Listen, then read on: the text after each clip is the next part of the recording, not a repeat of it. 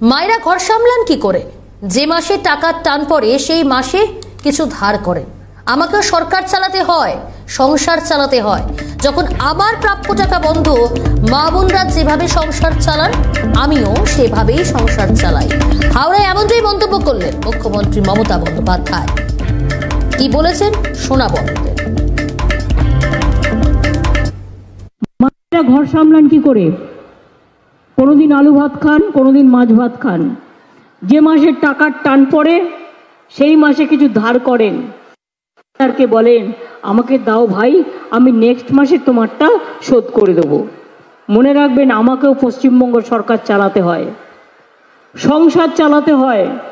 যখন আমার প্রাপ্য টাকা আমি পাই না, প্রাপ্য টাকা যখন বন্ধ করে দেওয়া হয়, মা বোনেরা যেরকম করে সংসার চালান আমিও কিন্তু সেভাবেই সংসার চালাই। মায়ের আচ্ছা, হাওড়ায় এমনটাই মন্তব্য করলেন রাজ্যের মুখ্যমন্ত্রী মমতা বন্দ্যোপাধ্যায়। মায়েরা ঘর সামলান কি করে? যে মাসে টাকার টান পড়ে সেই মাসে কিছু ধার করেন। আমাকেও সরকার চালাতে হয়, সংসার চালাতে হয়। যখন আমার প্রাপ্য টাকা বন্ধ, মা বোনরা যেভাবে সংসার চালান আমিও সেভাবেই সংসার চালাই। হাওড়ায় এমনটাই মন্তব্য করেছেন মুখ্যমন্ত্রী মমতা বন্দ্যোপাধ্যায়। কেন্দ্রীয় বঞ্চনার প্রতিবাদে আমরা দেখেছি তিনি অবস্থান, বিক্ষোভ এবং ধর্ণা কর্মসূচি পালন করেছেন। এবার হাওড়াতে একেবারে সরাসরি মা বোনেরা যেভাবে সংসার চালান, যখন কখনো ভাড়ারে টান পড়ে, কখনো ধার করতে হয়, সেইভাবেই তারা সংসার চালান। আর সেইভাবেই রাজ্যের মুখ্যমন্ত্রীও সংসার চালান বলে মন্তব্য করলেন তিনি। মায়েরা ঘর সামলান কি করে? যে মাসে টাকার টান পড়ে সেই মাসেই কিছু ধার করেন। আমাকেও সরকার চালাতে হয়, সংসার চালাতে হয়। যখন আমার প্রাপ্য টাকা বন্ধ, মা বোনরা যেভাবে সংসার চালান আমিও সেভাবেই সংসার চালাই। অর্থাৎ আবারও কেন্দ্রীয় বঞ্চনার অভিযোগ তুললেন তিনি এবং তাদের এই সরকারের প্রাপ্য টাকা দেওয়া হচ্ছে না, এমনটাও অভিযোগ আবার সামনে আনলেন। কথা বলবে এই মুহূর্তে টেলিফোন লাইনে যোগাযোগ করতে পেরেছি সিপিএম নেতা তন্ময় ভট্টাচার্যের সঙ্গে। আপনাকে ক্যালকাটা নিউজে স্বাগত জানাই। তন্ময় বাবু, রাজ্যের মুখ্যমন্ত্রী মমতা বন্দ্যোপাধ্যায় বলছেন যে আমার প্রাপ্য টাকা যখন বন্ধ রেখে দেওয়া হয়েছে, তাহলে মা বোনেরা যেভাবে সংসার চালান, ধার করে চালান, আমিও ঠিক সেইভাবেই এই মুহূর্তে সংসার চালাচ্ছি, রাজ্য চালাচ্ছি। কি বলবেন? মা বোনেরা ধার করে সংসার চালান এবং সেই পর্যন্ত ধার নেন যে পর্যন্ত ধার তারা শোধ করতে পারেন বা পারবেন বলে ভাবেন। আমাদের মুখ্যমন্ত্রী মমতা বন্দ্যোপাধ্যায় 1,92,000 কোটি টাকা রাজ্য সরকারের ঋণ তখন মুখ্যমন্ত্রী হয়েছিলেন। ইতিমধ্যেই সেই ঋণটাকে তিনি 6,35,000 কোটিতে পৌঁছে দিয়েছেন, 38,000 কোটিতে পৌঁছে দিয়েছেন। এরপরে তিনি আবার ধার নেবেন যে ব্যাপারে আমরা নিশ্চিত, কারণ কার্যত রাজ্য সরকারকে তিনি দেউলিয়া বানিয়ে ফেলেছেন। মদের দোকান খোলার, মদ বিক্রি থেকে সরকারের আয় ছাড়া সরকারের আয় বৃদ্ধির অন্য কোনো জায়গা এই রাজ্যে নেই। যে কটা রাজ্য সরকারি প্রকল্প ছিল, যেখান থেকে সরকার কিছু লাভ হয়তো করলেও করতে পারত, সেই সমস্ত জায়গাগুলোকে তিনি শেষ করে দিয়েছেন। তিনি মেট্রো ডেয়ারি বেচে দিলেন জলের দরে। তিনি জেএনএন ইউআরএম এর যে সরকারি বাসগুলো ছিল সেগুলো সব বেসরকারি করে দিলেন, প্রাইভেট মালিকদের কাছে ছেড়ে দিলেন। তিনি একটার পর একটা ট্রাম গুমটি বিক্রি করে দিলেন।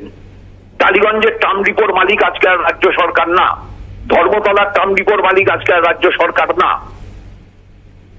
যে জায়গাগুলো রাজ্য সরকারের ছিল, যে জায়গাগুলো থেকে রাজ্য সরকারের কিছু আয় হতো, হলদিয়া পেট্রোকেমিক্যালস, তার যে সিংহভাগ মালিকানা রাজ্য সরকারের ছিল, সেখানে সামান্য ভাগে তিনি পৌঁছে গেছেন, সবটা দিয়ে দিয়েছেন বেসরকারীদের কাছে। এখন সরকারি স্কুলের জমি বিক্রি করছেন, সরকারি স্কুল তুলে দিচ্ছেন। কারণ এই সরকারটা বেচবার সরকার। দিল্লিতে দাদা আর রাজ্যে দিদি, দুজনের ভিতর দারুণ মিল, দুজনেই বেচতে ভালোবাসেন। এই বিক্রি করতে করতে এমন জায়গায় গেছেন যার বিক্রয়যোগ্য কিছু নেই তার নিজের ঘরে, তাই এখন আবার নতুন করে ধার করবেন। ভবিষ্যতের পশ্চিমবাংলার জনগণের মাথায় সেই ধারের বোঝা চাপবে। এটাই মুখ্যমন্ত্রীর সাফল্য। একেবারে অসংখ্য ধন্যবাদ তন্ময়দা। কথা বলছিলাম সিপিএম নেতা তন্ময় ভট্টাচার্যের সঙ্গে। রাজ্যের মুখ্যমন্ত্রী মমতা বন্দ্যোপাধ্যায় তিনি আজ হাওড়াতে মন্তব্য করেছেন যে আবারও কেন্দ্রীয় বঞ্চনার অভিযোগ তুলেছেন। আরো একবার শুনবো কি বলেছেন তিনি আজ। মায়েরা ঘর সামলান কি করে? কোনোদিন আলু ভাত খান, কোনোদিন মাছ ভাত খান। যে মাসে টাকার টান পড়ে সেই মাসে কিছু ধার করেন, সরকারকে বলেন আমাকে দাও ভাই, আমি নেক্সট মাসে তোমারটা শোধ করে দেবো। মনে রাখবেন, আমাকেও পশ্চিমবঙ্গ সরকার চালাতে হয়, সংসার চালাতে হয়। যখন আমার প্রাপ্য টাকা আমি পাই না, প্রাপ্য টাকা যখন বন্ধ করে দেওয়া হয়, মা বোনেরা যেরকম করে সংসার চালান, আমিও কিন্তু সেভাবেই সংসার চালাই। মা বোনেরা সংসারে টান পড়লে ধার করে সংসার চালান, ঠিক তিনিও সেইভাবেই সংসার চালান, অর্থাৎ রাজ্য চালান। কারণ তাকেও তার প্রাপ্য টাকা দেওয়া বন্ধ রাখা হয়েছে। ফের কেন্দ্রীয় বঞ্চনার অভিযোগ তুললেন রাজ্যের মুখ্যমন্ত্রী মমতা বন্দ্যোপাধ্যায়। এর আগে আমরা দেখেছি তিনি ধর্ণা কর্মসূচি পালন করেছেন এবং পাশাপাশি আমরা দেখেছি একাধিক সময় কেন্দ্রীয় বঞ্চনার বিরুদ্ধে সরব হয়েছেন, প্রতিবাদ জানিয়েছেন, অবস্থান আন্দোলন করেছেন। আজ হাওড়ায় তিনি মন্তব্য করলেন যে আমার প্রাপ্য টাকা বন্ধ, মা বোনেরা তাদের সংসারে টান পড়লে যেভাবে ধার করেও কখনো কখনো চালান, আমিও ঠিক সেইভাবেই সংসার চালাই। এমনটাই হাওড়ায় মন্তব্য করলেন রাজ্যের মুখ্যমন্ত্রী মমতা বন্দ্যোপাধ্যায়। এর আগে আমরা দেখেছিলাম ধর্ণা মঞ্চ থেকে তিনি এই মন্তব্য এবং তিনি এই বার্তা দিয়েছিলেন যে আগামী চলতি মাসে অর্থাৎ 21 লক্ষ শ্রমিককে কিন্তু 100 দিনের কাজের টাকা ফিরিয়ে দেওয়া হবে। এবং তারপরে কিন্তু এই বিতর্ক উঠতে শুরু করলো যে রাজ্য সরকারের ভাড়ারের টান রয়েছে, যে রাজ্য সরকার বারবার এই অভিযোগ করছে যে ভাড়ার শূন্য, সেই রাজ্য সরকার কিভাবে 21 লক্ষ শ্রমিককে তাদের 100 দিনের বকেয়া টাকা তাদের ব্যাংক অ্যাকাউন্টে দিতে পারবে। এবং তারপর হাওড়ায় মন্তব্য করলেন মুখ্যমন্ত্রী যে মা বোনেদের সংসারে যেভাবে টান পড়লে তারা ধার করেও চালান, তিনিও ঠিক সেইভাবেই সংসার চালাচ্ছেন। এবং শুধু তাই নয়, তিনিও তার প্রাপ্য থেকে বঞ্চিত এই অভিযোগও সামনে আনলেন।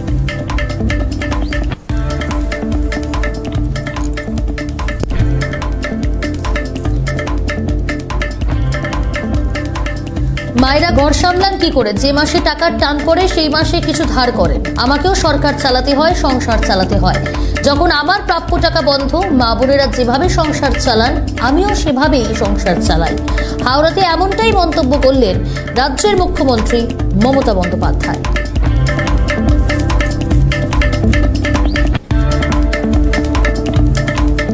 এই মুহূর্তে টেলিফোন লাইনে যোগাযোগ করতে পেরেছি বিজেপি নেতা রাহুল সিনহার সঙ্গে।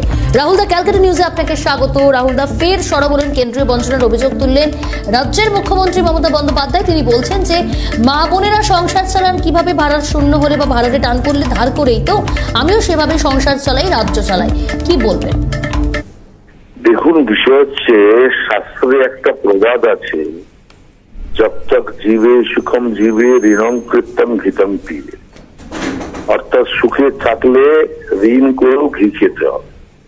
কিন্তু ঘটনাটা হচ্ছে সেই ঘিয়ের ঋণের পয়সা যদি শোধ দেওয়া যায়।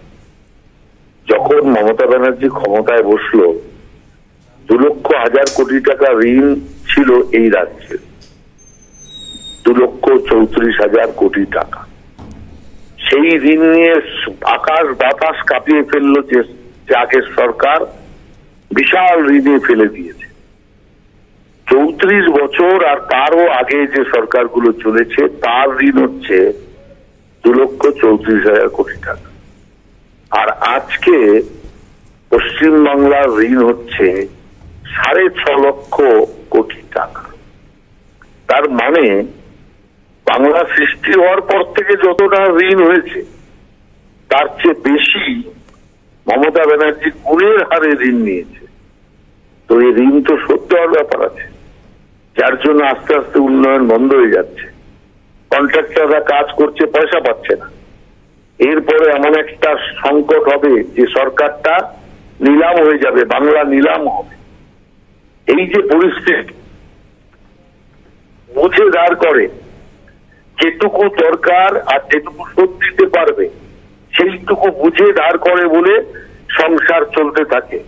আর এ যে আমাদের দিদি, তার তো ধারের কোনো সীমারেখা নেই, সে বিক্রি করে দিয়েছে যতদিন সরকারে আছি যা পারো ধার করে যাও, তারপরে যখন চলে যাব পরের সরকার বুঝবে আমার আর কি লেনা দেনা আছে।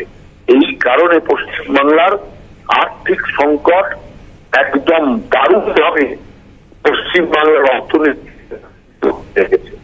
সেই কারণে মনে করি যে এই জাতীয় কথাবার্তা বলা মানে পশ্চিমবাংলার সংকটকে আরো বেশি ত্বরান্বিত করা। অসংখ্য ধন্যবাদ রাহুল দা, কথা বলছিলাম বিজেপি নেতা রাহুল সিনহার সঙ্গে।